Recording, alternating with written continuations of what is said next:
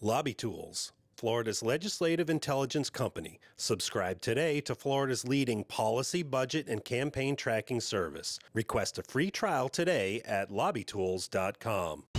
Places of worship can already allow guns on their property, but if they have a school on their grounds, they can't. Senate sponsor Joe Gruder says all his legislation does is close that loophole. It's not up to the individual.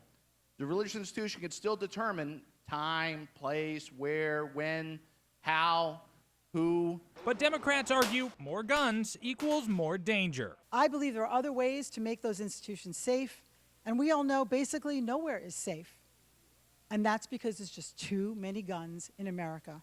Reuters points to a case in 2019 where a gunman was stopped by an armed churchgoer at the West Freeway Church of Christ in Texas. 6 seconds it took them to secure that location. Democrats say they fear if a church doesn't allow firearms, this legislation could open them up to lawsuits. We've seen that the NRA is voracious in their ability and their willingness to go to court and try to block any kind of common sense gun safety precaution. But Gruters rejects that suggestion and arguments made by opponents that if a church is on leased property, the property owner would have no say as to whether firearms are allowed. Property owners ultimately still have the ultimate control. They get to decide. If the leases are silent, I would say that this is a change of terms of the agreement, and they can go back and address that. The legislation will take effect upon the governor's signature. Chances of a veto are slim to none.